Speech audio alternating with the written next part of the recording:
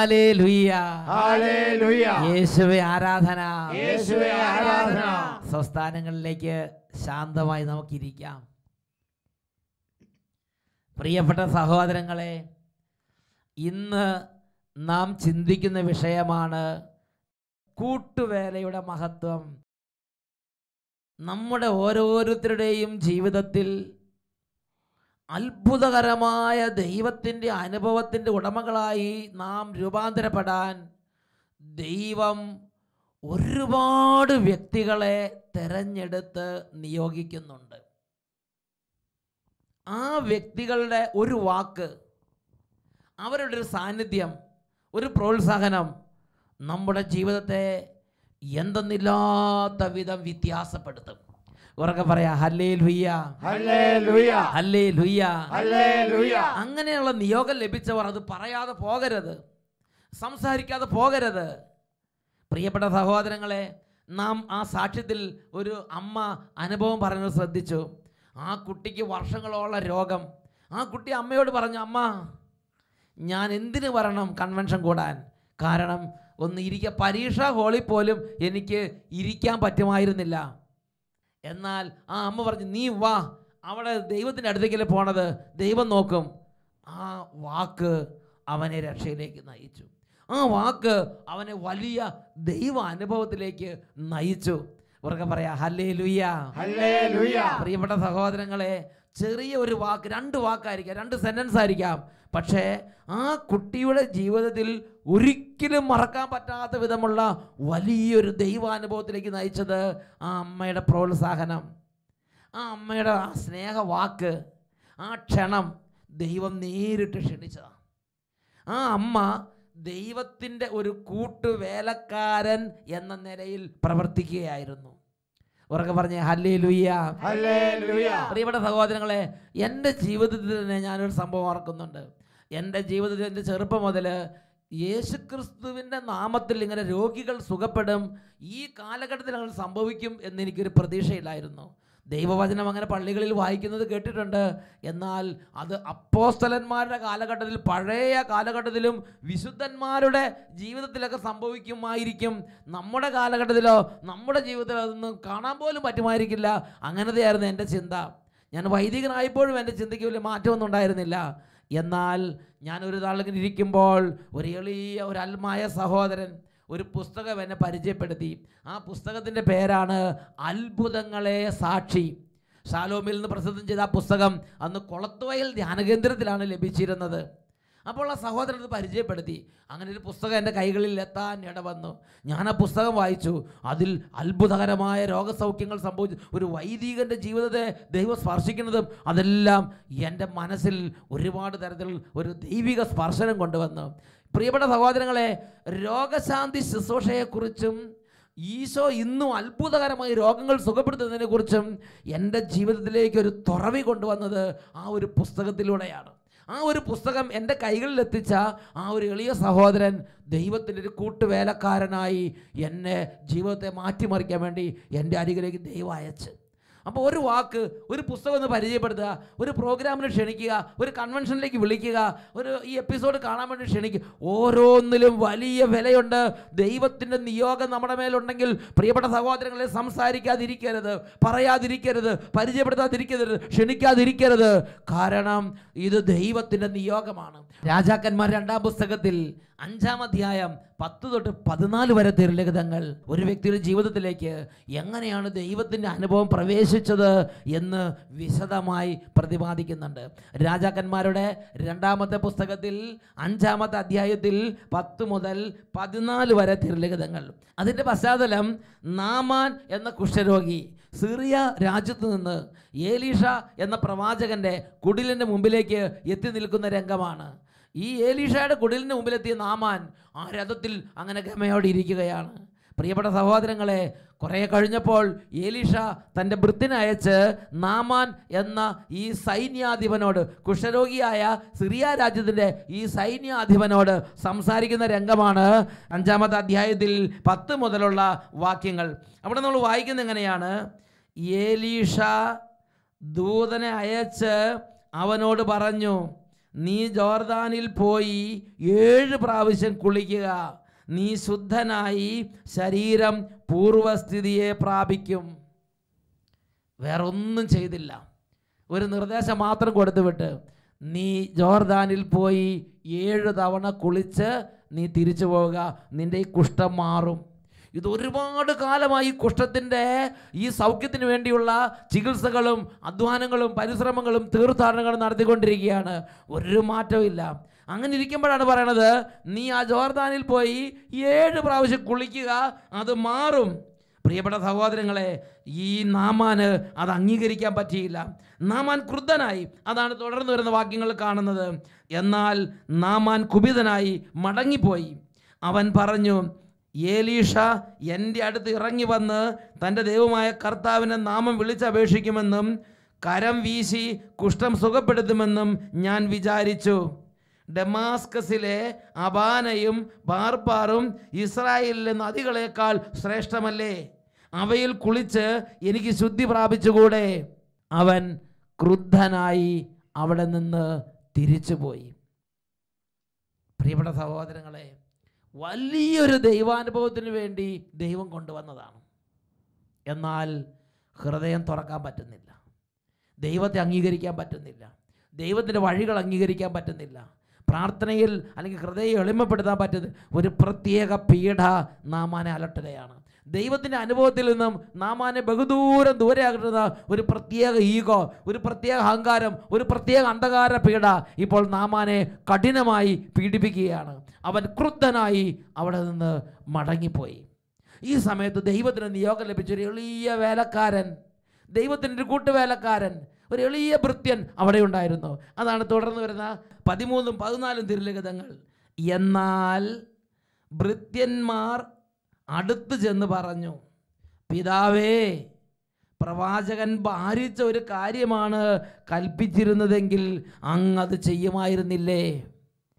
ഈ പ്രവാചകൻ നാമാനോട് വലുപ്പമുള്ള സ്വർണ്ണ കട്ടി അവിടെ വെക്ക് എന്ന് പറഞ്ഞിരുന്നെങ്കിൽ നാമാൻ ചെയ്യുമായിരുന്നു. കാരണം ഈ കുഷ്ഠത്തിൽ നിന്ന് സൗഖ്യം പ്രാപിക്കാൻ നാമാൻ അത്രമാത്രം ആഗ്രഹിച്ചിരുന്നു. വലിയ പാരിതോഷികങ്ങളും വലിയ സമ്മാനങ്ങളുമായിട്ടാണ് നാമാൻ വന്നിരിക്കുന്നത്. അപ്പോഴാണ് ഏലീഷ ഒന്നും പ്രതീക്ഷിക്കുന്നില്ല. ഏലീഷ പറഞ്ഞാൽ പുഴയിൽ കുളിച്ചിട്ട് പോയി വിട്ടുപൊക്കോളാൻ പറഞ്ഞു. അപ്പോൾ നാമാൻ്റെ ഹൃദയത്തിന് അത് അംഗീകരിക്കാൻ പറ്റുന്നില്ല.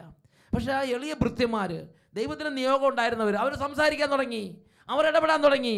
അവർ ചെന്ന് പറയുകയാണ്, പിതാവേ, പ്രവാചകനൊരു ഭാരിച്ച കാര്യമാണ് കൽപ്പിച്ചിരുന്നതെങ്കിൽ അങ്ങ് തീർച്ചയായും അത് ചെയ്യുമായിരുന്നില്ലേ?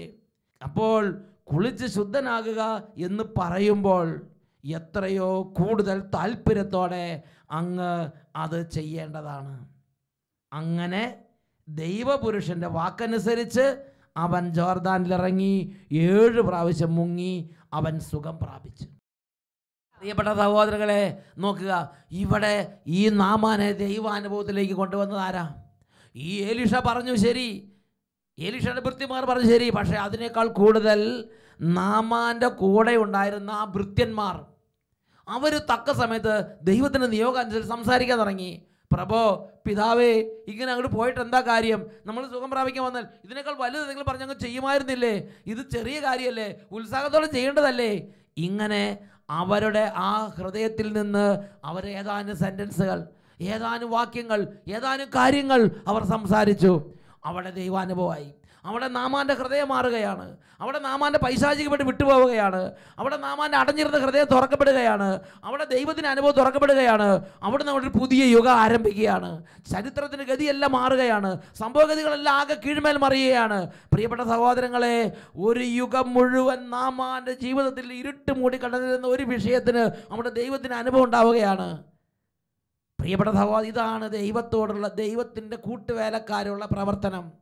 ഒരുപക്ഷെ കുടുംബത്തിൽ അമ്മയായിരിക്കാം, കുടുംബത്തിൽ അപ്പനായിരിക്കാം, കൂടപ്പിറപ്പുകളായിരിക്കാം, നമ്മുടെ അടുത്ത സ്നേഹിതന്മാരായിരിക്കാം, നമ്മുടെ പ്രാർത്ഥന ഗ്രൂപ്പ് അംഗങ്ങളായിരിക്കാം, നമ്മളോട് വളരെ അടുപ്പമുള്ളവർ, നമ്മുടെ കമ്പനിയിലെ ജോലിക്കാരായിരിക്കാം, പാർട്ട്നേഴ്സായിരിക്കാം, ആരുമാകട്ടെ, അവർ ദൈവത്തിൻ്റെ നിയോഗത്തോടെ സംസാരിക്കും. ആ സംസാരിക്കുന്ന സമയത്ത് കാലങ്ങളായുള്ള പൈശാചിക പിഴകൾ വിട്ടുപോകും. കാലങ്ങളായുള്ള തടസ്സങ്ങൾ മാറും. അടഞ്ഞിരിക്കുന്ന ഹൃദയങ്ങൾ തുറക്കപ്പെടും. വളരെ പെട്ടെന്ന് വ്യത്യാസങ്ങളുണ്ടാകും.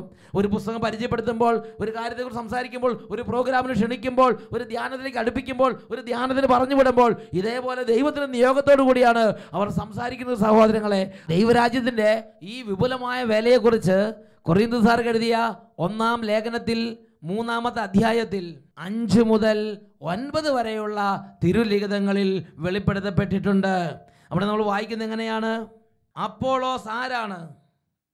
പൗലോസ് ആരാണ്? കർത്താവ് നിശ്ചയിച്ചതനുസരിച്ച് നിങ്ങളെ വിശ്വാസത്തിലേക്ക് നയിച്ച ശുശ്രൂഷകർ മാത്രം. അപ്പം ഇങ്ങനെ നിയോഗം പഠിച്ച ഓരോരുത്തരും നമ്മൾ സംസാരിക്കുമ്പോൾ, അത് അമ്മയാകട്ടെ, അപ്പനാകട്ടെ, സഹപ്രവർത്തകർ ആരുമാകട്ടെ, അവർ കർത്താവ് നിശ്ചയിച്ചതനുസരിച്ച് വിശ്വാസത്തിലേക്ക് നയിക്കാൻ നിയോഗമുള്ളവർ. അവർ സംസാരിക്കുമ്പോൾ തടസ്സങ്ങൾ മാറുന്നു. അവർ സംസാരിക്കുമ്പോൾ അടഞ്ഞിരിക്കുന്ന ഹൃദയങ്ങൾ തുറക്കപ്പെടുന്നു. അവർ സംസാരിക്കുമ്പോൾ കൃപ വർദ്ധിക്കുന്നു. ഇവർക്ക് പറയാ ഹല്ലേലൂയ. പൗലോസ് ആരാണ്? അപ്പോളോസ് ആരാണ്? കർത്താവ് നിശ്ചയിച്ചതനുസരിച്ച് നിങ്ങളെ വിശ്വാസത്തിലേക്ക് നയിച്ച ശുശ്രൂഷകർ മാത്രം. ഞാൻ നട്ടു, അപ്പോളോസ് നനച്ചു, എന്നാൽ ദൈവമാണ് വളർത്തിയത്. അതിനുശേഷം 9-ാമത്തെ വാക്യം വായിക്കുന്നത് എങ്ങനെയാണ്? ഞങ്ങൾ ദൈവത്തിൻ്റെ കൂട്ടുവേലക്കാരാണ്. പ്രിയപ്പെട്ട സഹോദരങ്ങളെ, ഒരുപാട് കൂട്ടുവേലക്കാരുടെ അധ്വാനം വഴിയാണ് ഒരു ദൈവ പൈതൽ വിശ്വാസത്തിൽ നിന്ന് വിശ്വാസത്തിലേക്ക് നീങ്ങി ദൈവരാജ്യത്തിൽ എത്തിച്ചേരുന്നത്. 1-2 വ്യക്തികളുടെ അധ്വാനം കൊണ്ട് മാത്രം എല്ലാം ശരിയാവുമെന്ന് ചിന്തിക്കരുത്. ഒരുപാട് തലങ്ങളിൽ അനേകായിരങ്ങളുടെ അധ്വാനങ്ങളെ കർത്താവ് ഇതിനോട് ചേർത്ത് വെക്കുന്നുണ്ട്.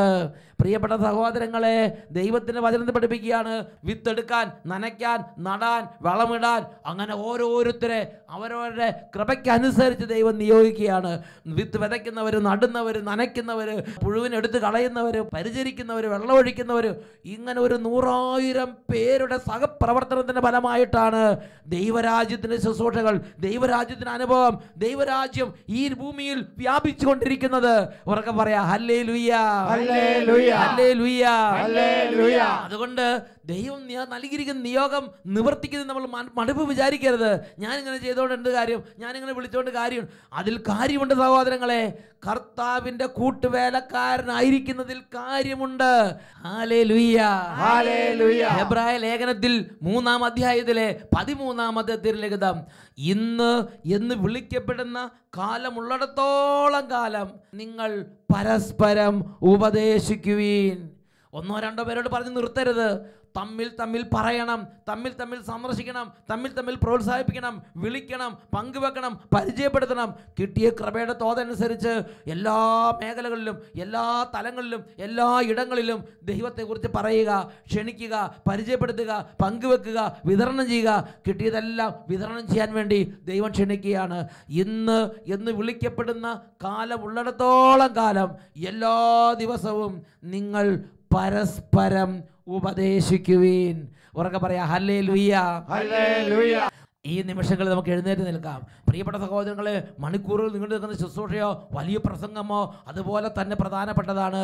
ഒരു 2 മിനിറ്റ് സംസാരം, ഒരു പ്രോത്സാഹനം, ഒരു കൺഫർമേഷൻ, കൃപയുടെ വചസ്സുകൾ പറയുക, നല്ല നല്ല ഉപദേശങ്ങൾ പറയുക, നല്ല നല്ല നിർദ്ദേശങ്ങൾ കൊടുക്കുക, ക്ഷണിക്കുക, കൊണ്ടുവരിക, പ്രോത്സാഹിപ്പിക്കുക, അയക്കുക. ഇതെല്ലാം പ്രധാനപ്പെട്ടതാണ്. ഒരു 2 സെൻറ്റൻസ് ആയിരിക്കും. അതുകൊണ്ട് ദൈവരാജ്യത്തിൻ്റെ അനുഭവത്തിലേക്ക് ജനങ്ങളെ നയിക്കാൻ നമ്മുടെ ജീവിതത്തിൽ ദൈവത്തിന് ഇടപെടാൻ പറ്റും. ഉറക്കെ പറഞ്ഞേ ഹല്ലേലൂയ, ഹല്ലേലൂയ, ഹല്ലേലൂയ, ഹല്ലേലൂയ. ദൈവത്തിൻ്റെ കൂട്ടുവേലക്കാരായി ഒരു 100,000 വിധത്തിൽ നമുക്ക് ഓരോരുത്തർക്കും വ്യാപരിക്കാൻ കഴിയും.